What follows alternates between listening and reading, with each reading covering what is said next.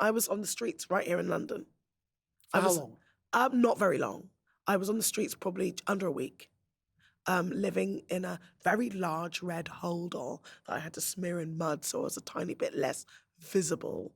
Um, um, and then Just I because was you had no steady income? yes, but also because I had an absolutely hideous support network, and so like it was such a challenging time, m- more on a sense of relationships level, of human connections level, than it could have ever been poor. I'd been poor. I grew up poor. I knew how to do poor. I was good at that. Hello and welcome to Ways to Change the World. I'm Krishnan Murthy, and this is the podcast in which we talk to extraordinary people about the ideas in their lives, the events that have helped shape them, and what they think about the world. And my guest today is making a big splash at the moment. Yola is an artist who is currently nominated in the Grammys for Best New Artist, Best Americana Album, Best American Roots Performance, and Best American Roots Song, which is quite extraordinary for a girl from Bristol. Yes. I'm a Brit. What a surprise. But at the same time, I think of people like Graham Nash, who's also a Brit, but deeply entrenched in American songwriting tradition through, obviously, Crosby, Stills and Nash, and obviously the influence that the Hollies had over there as well. And so it's not new. I'm not reinventing the wheel. Now, I've come to you late because I know you've been around for a few years. Yes. So the idea of Best Newcomer is a bit weird for you, I would imagine. Well, this is my debut album. And so I suppose that's it takes that much time to get to this point. And it takes quite a considerable amount of funds, namely everything I own. So, yeah, like it's just, I put out an EP before that, so I haven't done a full-length album. And that's what really surprised me, because I listened to the EP as well this morning, and it's not like you've had a sort of huge change of musical style that has suddenly put you on a new path that everybody can grab hold of. It's the same you. Yes. From 3 years ago. Yeah. So why does an album make the difference and put you on the map? Well, I think there is something of the idea that you can put that many songs together and have it be cohesive, have it make a statement, and to show your range. I think on an EP, it's harder to show your range. And on this album, I'm able to show my classic pop leanings, my kind of maybe a bit more dusty, bit more Phil Spector type leanings, as well as my rootsy or my soul or my country leanings or my classic rock leanings. And so it shows a broader arc, and maybe more on a practical level, they don't chart EPs at all. Because I mean, you mentioned country quite far down the list. I'd have probably put it right at the top. Well, yeah, as a colour for sure. Yeah, I think country and soul. I've been described as country soul because they're the most prominent influences on the record. But then you think of some of these lead singles like Far Away Looking, Shady Grove that we've done, and they don't really sound country or soul. And that's why it's interesting that people don't necessarily associate me with those classic pop leanings, but I'd say that it's probably an even three-way split between country soul and classic pop on this record. So are those your primary musical influences? What did you grow up listening to? I grew up listening to, I was a 90s kid, and so I grew up listening to a lot of Britpop, as well as things that, like the legends, like Aretha and Elton John and Crosby, Stills and Nash I grew up with, and Dolly I grew up with, and the Bee Gees I grew up with, Mavis Staples I grew up with. And so there was this kind of classic soul kind of influence. There were country influences. I grew up with Sheryl Crow a lot. She really helped inform like the different ways that we can interpret country-tinged music. And so like there are all sorts of colours that played into my influences, but at the same time, I was a child of colour in the UK, and you couldn't escape hip hop in the 90s. Like certainly East Coast hip hop in the early 90s was massive in the UK. And so you'd get those charts where you'd have Bjork, Beck, KRS-One, all just in the, like it was like a normal chart. It's so much more genre nowadays. So actually, I mean, you're describing a very British mix of tastes. Yeah. You know, not Americana at all, really. I mean, well, yeah, but we listen to Aretha's American. All these people are American. No, sure, but I mean, it's very broad. If you're listening to Britpop, hip hop, and everything else. Yeah, but that's what was happening in the UK, wasn't it? We were exposed to a lot of things American, but it was all just very mixed in with British stuff. And I think certainly as you explore the things that you love, you learn to bring these things together. And this is my first integer of that exploration. So, I mean, you know, obviously, you know, the striking thing about you and the music is that it's a bit surprising, you know, and you look at you and you don't expect to hear that, and you hear that and don't expect to see you. Mm-hmm. So, which is great. Yeah. But have you had to fight to get that? Yeah, because we listen with our eyes a lot more nowadays. I met recently Charlie Pride, no less. And Charlie Pride was known and is known in country music for having, I think it must have been the environment of 40 country number ones, but people hadn't seen his face. So they'd heard his voice and they didn't know who it was. They just loved the song because he could write a song. And so when they saw him, they're like, he's a black man? And it's like, yes, he's an African American. And they had no idea. And so the idea seems to be that when people can see you, you then have to maybe push a little harder to get people to hear you. You know, if you listen to my speaking voice, there's a very slight Bristolian twang in it. If I say anything with an R in it. And people go, like R&B. R&B. I don't sing R&B. So people go, they're American R's. I'm like, no, they're Bristolian R's. Listen closer. And they'll be like, oh, wait a minute, I can hear it now. I'm like, no, you can't unhear it. But you don't sound Bristolian when you're singing. No. You sound American. I think it's like if you listen to Keep Me Here, you'll hear it straight away. You'll be like, oh, right. I hear what that is. So it's a little bit like when you elongate a vowel, you get, American vowels are very long, but if you sing and you elongate a vowel, you inadvertently sound American because you're not doing a spiky short vowel. So phonetically, there's an inevitability, especially when you're singing kind of in a certain style, to elongate those vowels. That between that and my kind of West Indian mother and my Bristolian background makes this kind of bizarre cacophony of, you know, phonetic. Well, it's certainly not cacophony. I mean, it's beautiful. But I mean, what have you been told by people in the industry, whether it's producers or PR people, or, you know, in terms of what you should be? Oh yeah, I was very much told. I was told by an A&R from a major here in London that I will not mention, that no one wants to hear a black woman sing rock and roll. And I was like, that's interesting, given that Sister Rosetta Tharpe invented the thing, along with many other women of colour, you know, in the early 1900s. It's an important thing to not miss from your musical grounding in history. But I think the most common thing is that especially dark-complected black women over the years, certainly since I got into music as a child, have been slowly eroded from the front lines of music. You think about hip-hop and R&B, and the predominant artists of the 90s were like your Lauryn Hills and your Wyclef Jeans, and they were very much my colour, my kind of black. And then as time went on in the noughties, you had your Eminems and your Iggy Azaleas, and even now it's more of the light-complected artists. So when you say my kind of black, You mean dark? You mean black? Dark-skinned black people as opposed to fair-skinned black people kind of thing. And so that's something that seems to, I was told a lot that I should be pursuing backing vocal work, that I shouldn't be in the front.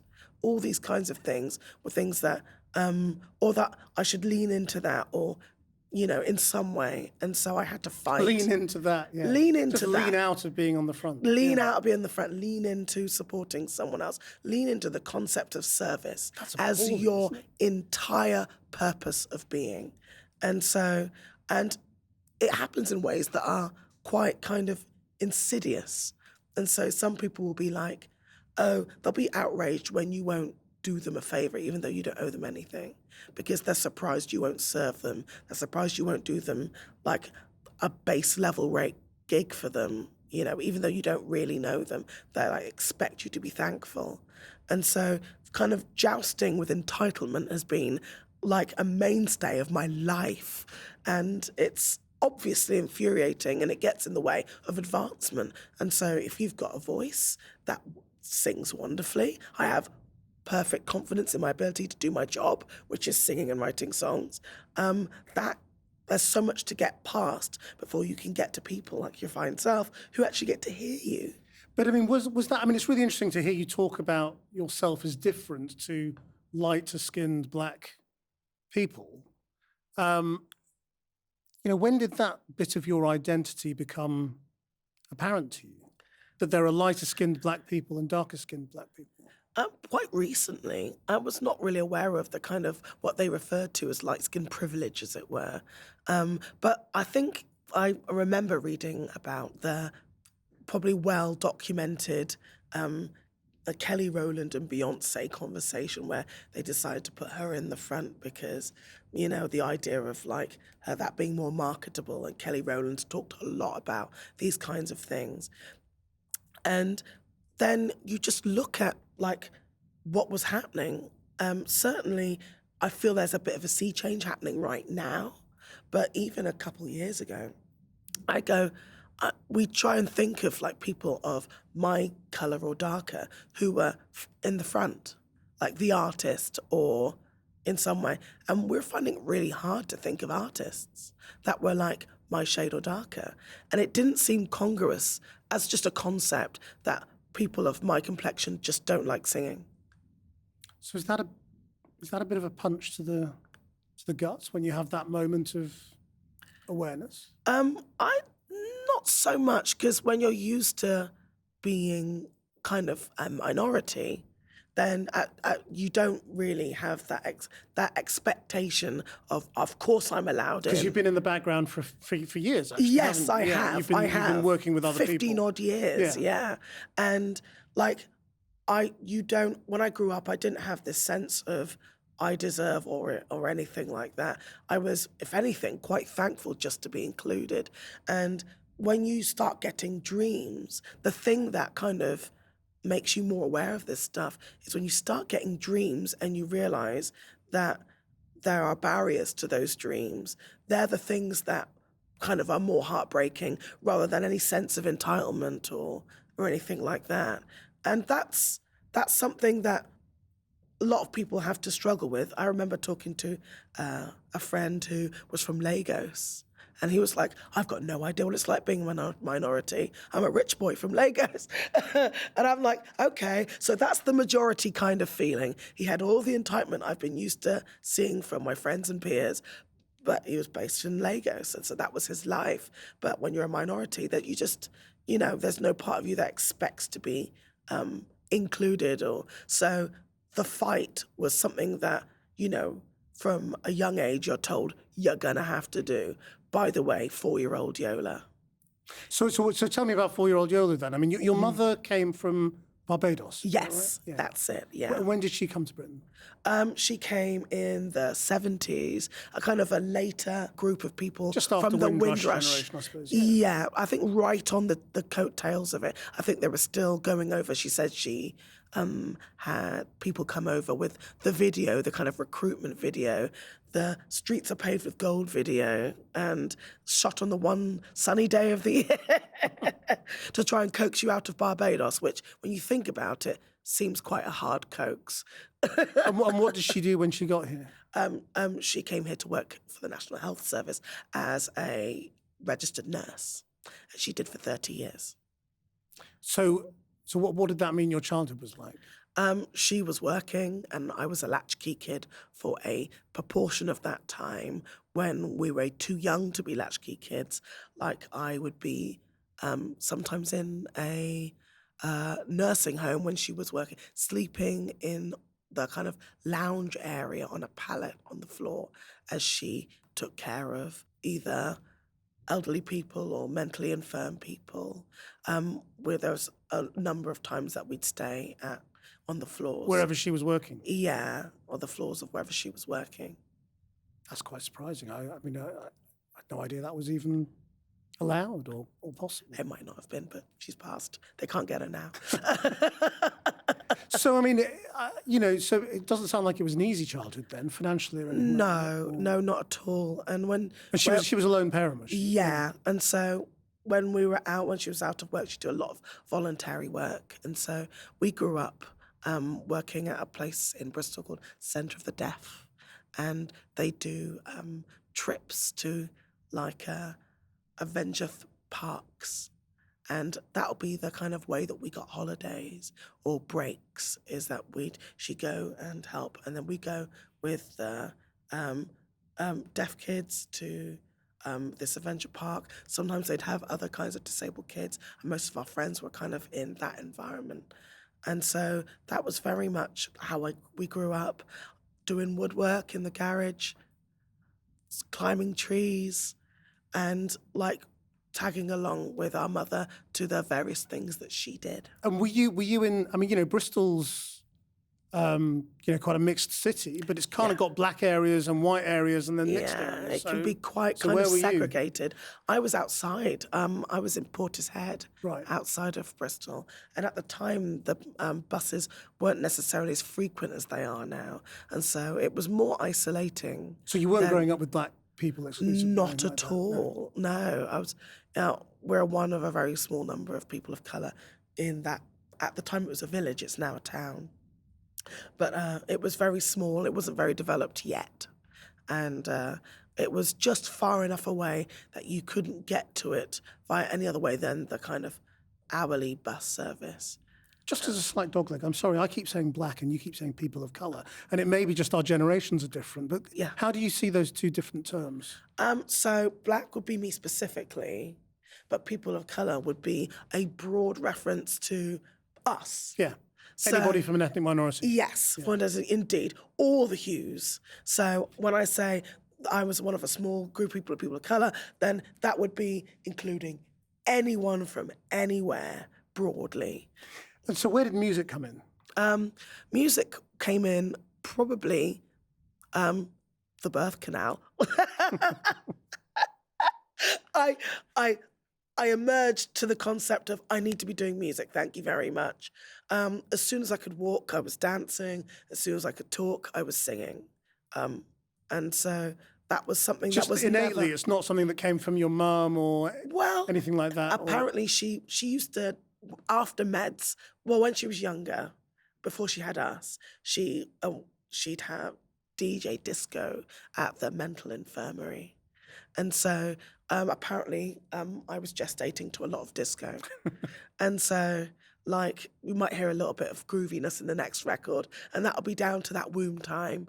But I came out dancing and singing.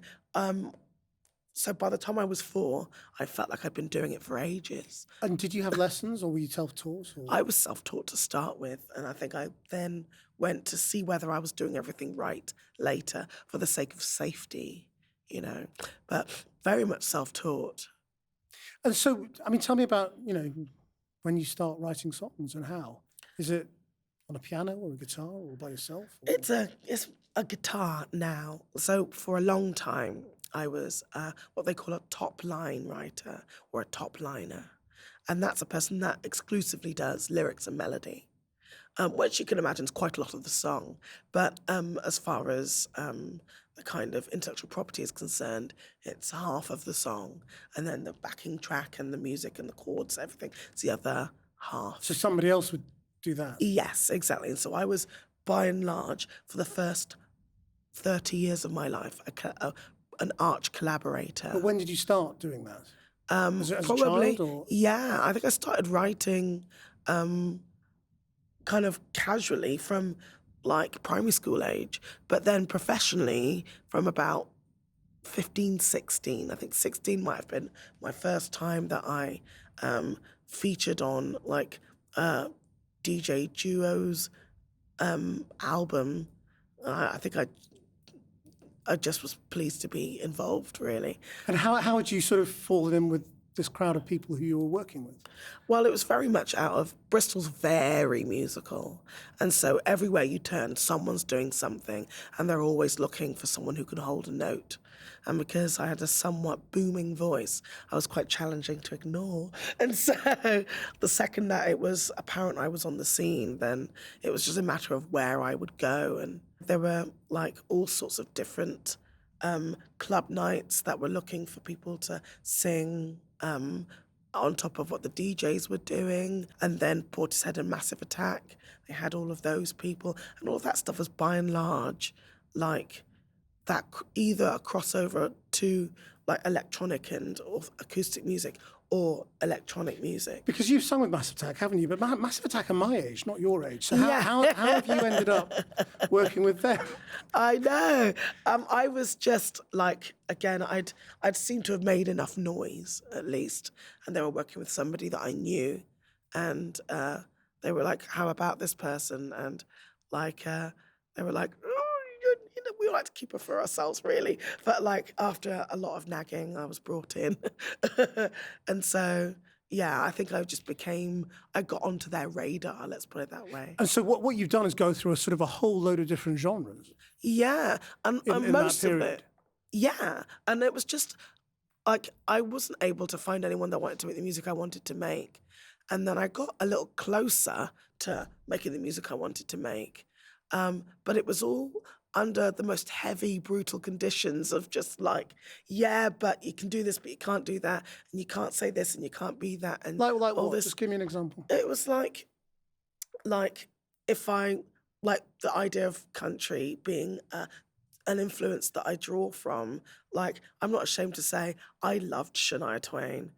I just did, and do you know what? I still do, and and it was very hard to sell that because it maybe might have not been cool, you know. And I'm not cool, so there you go. I was a nerd, and I'm happy with it, and so it was very hard to kind of push country as something that we felt like we could do. Maybe as Brits, I'm like, you know, Elton's done it. We're not the first Brits to use our love of music and to kind of navigate the things that like our British prism, but there's definitely like a prism, regardless of what we do, that's American music, that you can hear there's something slightly different about it. And that's really what I enjoy about the transatlantic conversation. So I was trying to sell this to like people I was working with. And it dawned on me that I had to make them feel like it was their idea to get it past them. So it was so convoluted, that idea of, no, you thought of that. And then if someone said, hey, you know that acoustic show you did? And I was like, they're like, you should really like lean into that. And I'm like, don't tell me. Tell that person, and that person. I'm sold.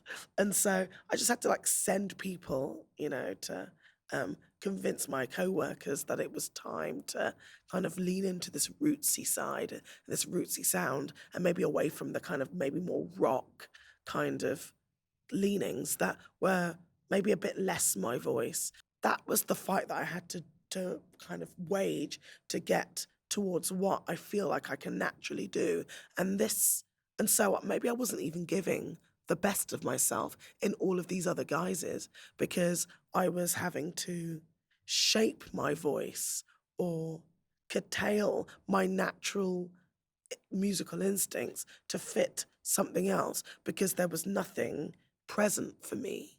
And I mean, how much do you also have to fight not having that sense of entitlement that other people do? I think it's good. good. And working out where you come from and trying to get, have the ambition and the confidence to have that ambition. Most people just don't have the confidence to think, I could be a star. Uh, so how do you get that ambition? Out of a lack of choice. Yeah, but you Like did it- have a choice. You could have done it. All the things I imagine your mum wanted you to do. Yeah, I did get good grades, but emotionally, I couldn't stand it. Like, I got into university. I did 1 year. I say 1 year. To do what? French and German. Right. But in all realism, it wasn't 1 year. I was not there. And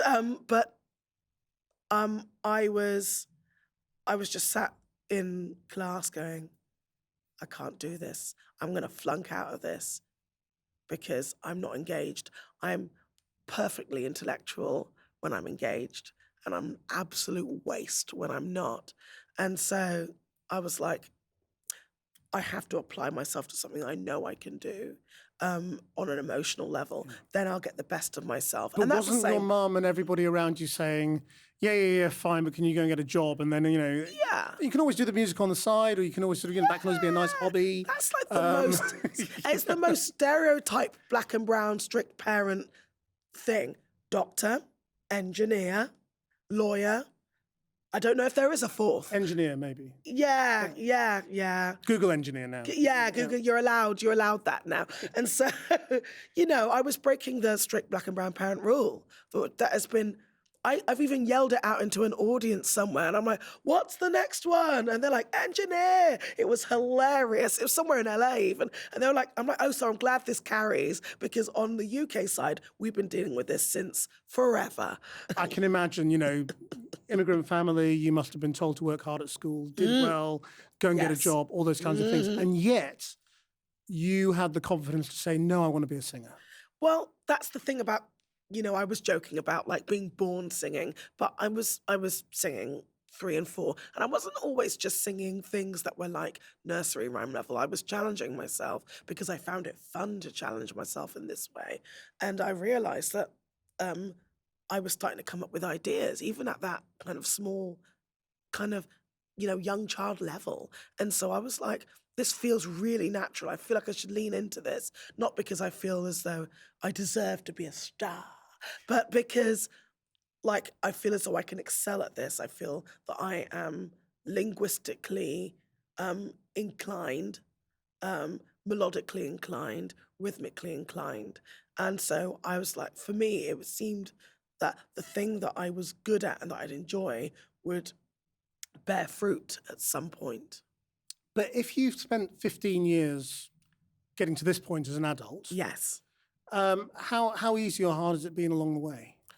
It's been absolutely like an absolute nightmare getting through it, like navigating it, because I think the thing that definitely my mum was scared of was the idea of colorism. I don't know if you know a lot about Barbados, but there was a lot of colorism in Barbados where she was growing up. That was very strong awareness of the kind of it being a colony. And when she came to the UK, she came on a British passport. And then they went independent. But up until that point, it was very much Little Britain. And that idea of, I suppose, the kind of mixed kids being like a different kind of maybe class or something was very prevalent in her generation. And so she was very quite afraid of me being dark skinned and going into the media and having to deal with what that might mean and how hard it might be. And I can't say she was wrong. She wasn't wrong at all. Maybe she just doubted my resolve.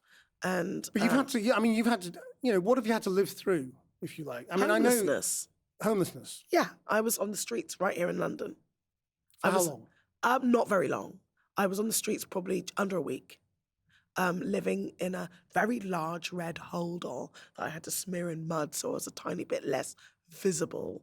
Um, and then Just I because was you had no steady income? yes, but also because I had an absolutely hideous support network. And so like it was such a challenging time, more on a sense of relationships level human connections level than it could have ever been poor. I'd been poor. I grew up poor. I knew how to do poor. I was good at that. Like, but the thing that is voiding to an artist is not having support, because every time you see a sports person, an athlete do well, you always hear about the parents that've got to wake up at 5 o'clock in the morning and do whatever, or the friends that are there for them when they need to kind of, when they don't win whatever and they have go through a bit of doubting moment.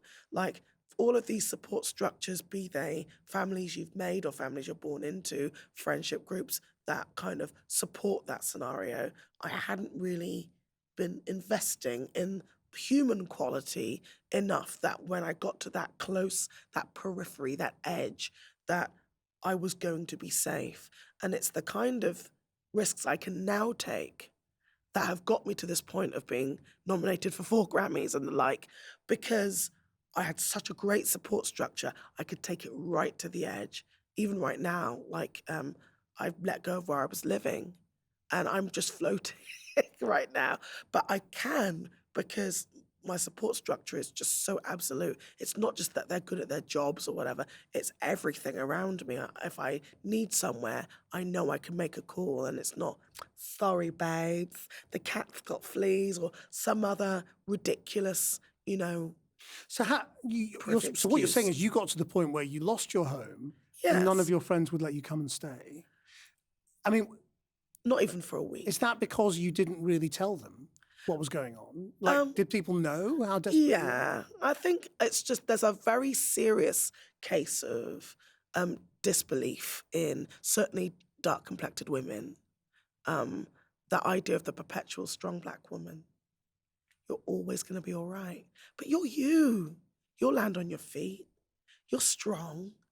And it feels like a compliment all the time until it isn't, until it turns around to being neglect.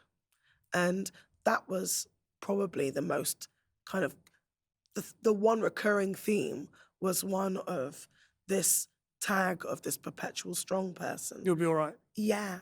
And then the reality of actual weakness.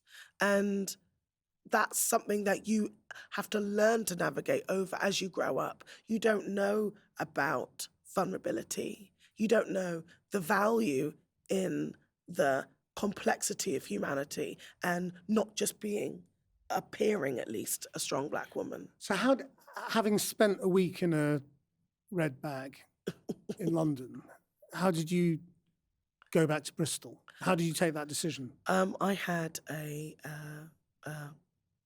very good friend who I'm still friends with now, who scooped me up from the streets and took me back to Bristol. And I was just trying to break it down as much as I could. I was, just couch surfing, managed to find people that would let me stay in a junk room where they discarded old chairs and old mattresses, and there were all sorts of things rustling, and it was like piled to the ceiling. And I was just like in a mattress kind of by the door next to all this junk or on a couch somewhere. That was probably for a good few months, 4 or 5 months, I think, of that kind of living. So in this kind of time of being homeless, I was still applying for jobs. So the reason I got kind of to that point of desperation is that I was applying for like jobs to be a front person for hire, if you will. And I got to that point of like, I feel like I'm getting this one. It feels like this is going to come off.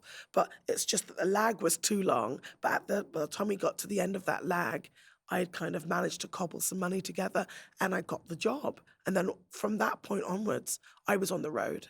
And then it was a matter of just trying to keep the jobs coming in. And when you're in that life of just trying to live paycheck to paycheck, you're not aware that how sustainable or unsustainable that is until you get older. This is early 20s. Everyone was skint, you know. So what do you need? What did you need in retrospect? When you think back to that period, what do you think you needed? What do other people in that situation now need to get them out of that situation? I think the first thing I needed was just somebody to actually believe in my potential.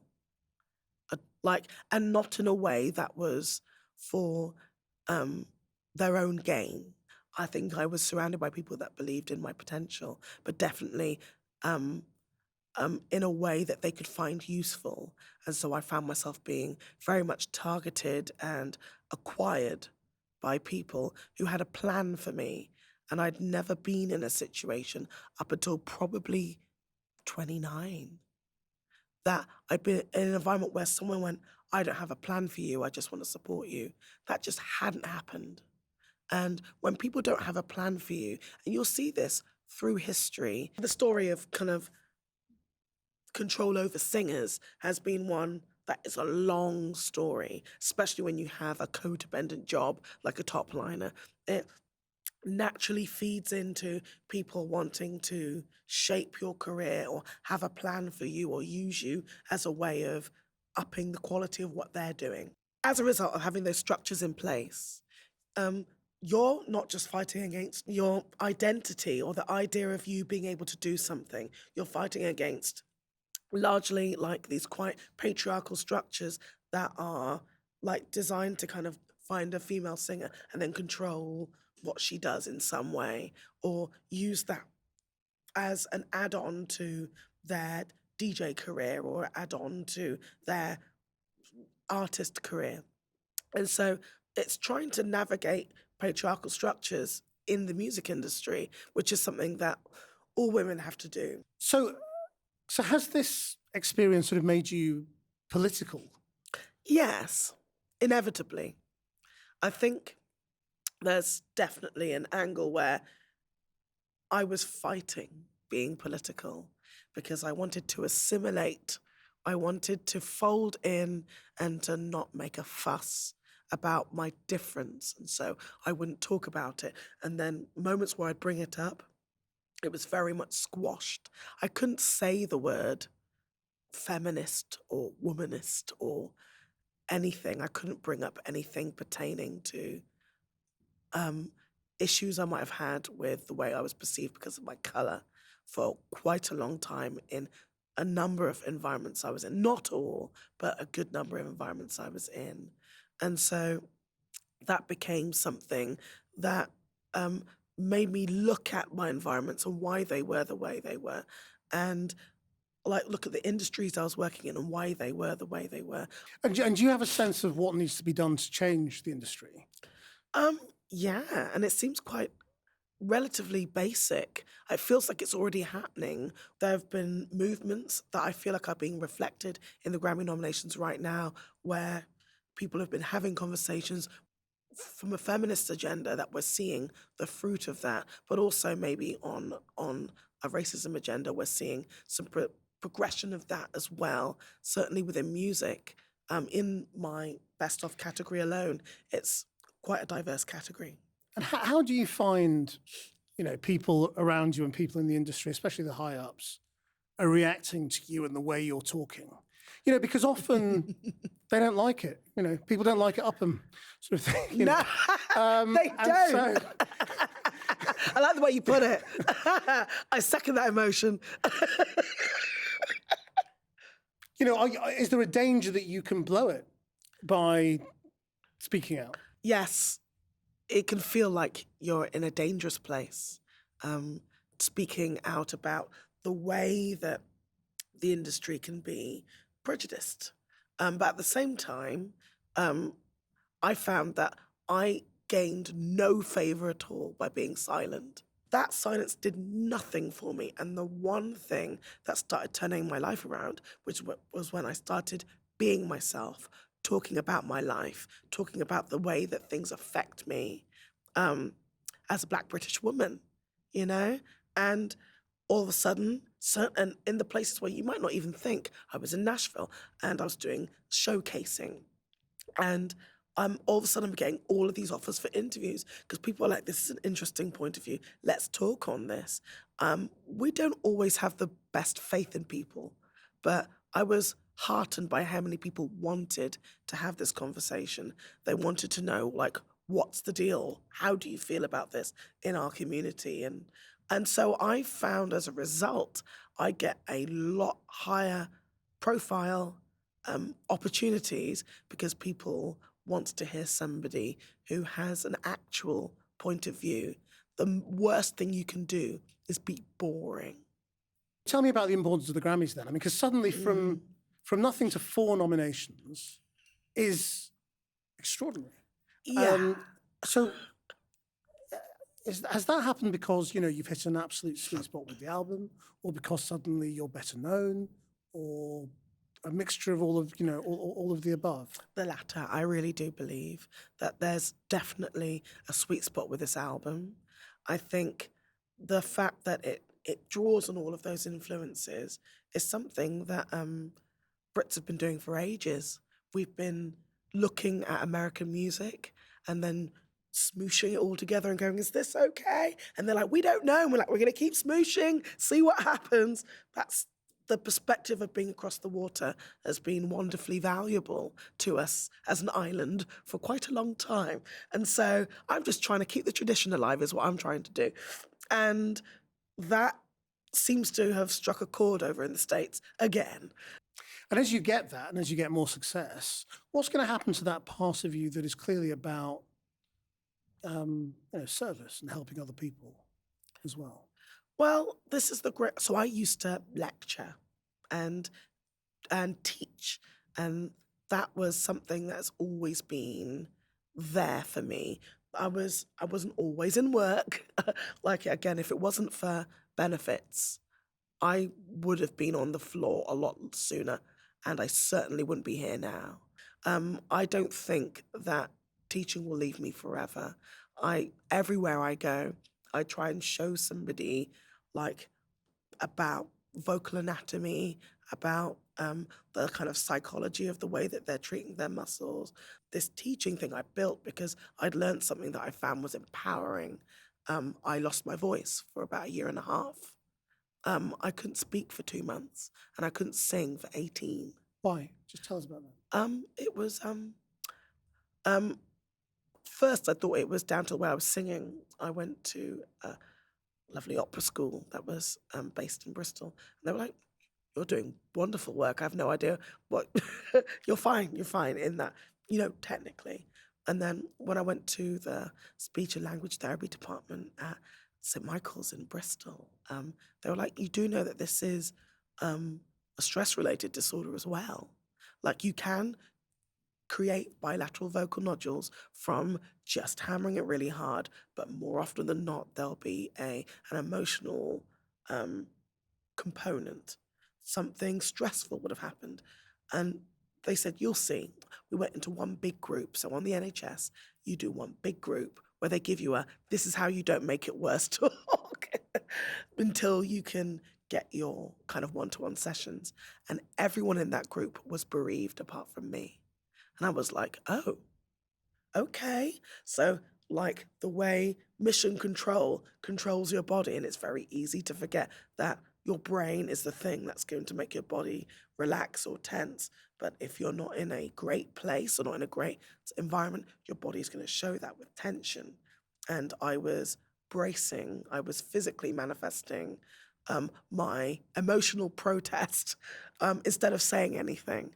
And so I suppose speaking out is another way of surviving, isn't it? And keeping my muscles maybe a tiny bit more doughy. So Yeah. how are you gonna stop? I mean, I don't want to put this all on you as your responsibility, but I mean, maybe you see it as your responsibility to make sure that when it comes to colorism, as you say, you're not the exception that proves the rule, but you're the one that breaks the rule. Thankfully, I'm not alone. Like, certainly as I was saying, in the Best New Artist category, the melanin factor is relatively weighty. And so it's not like, it feels as though that the wheels are turning and I'm not going to have to lean on that wheel myself to turn it. And so that's heartening because it is too much to take on as one person and then try and do the wonderfully challenging job of starting a career that you hope will take you to support you and everyone else that you care about. I'm lucky that I'm doing what I'm doing now as the wheel has started already turning. This conversation is about ways to change the world. Okay. Everybody gets to change the world in this conversation, at least. Okay. How would you like to? If there was a magic wand that I could wave that would give people a greater sense of both empathy at all and a great awareness of their cognitive bias. So, because no one's immune to it, even if you have massive empathy, cognitive bias is something that is universal. Everyone's got it. It's just, what's your bias? Be aware of it. If they had empathy and awareness of their cognitive bias in tandem, then there'd be a lot more conversations that I could have that weren't about colorism, that weren't about who I am, and were more about what I'm doing. And also, I suppose a lot of the things I had to struggle to do, I would have just been able to do. And maybe I would have been here a few years younger. Well, you're still pretty young. I'm Fair young way enough. to go. It doesn't crack. I'm not worried. Yola, thank you very much indeed. Thank you for joining Thank you. us. Thank you for sharing your ways to change the world. I hope you enjoyed that. If you did, then please do give us a rating and a review. You can watch all of these interviews on the Channel 4 News YouTube channel. Our producer is Sarah Goff. Until next time, bye-bye.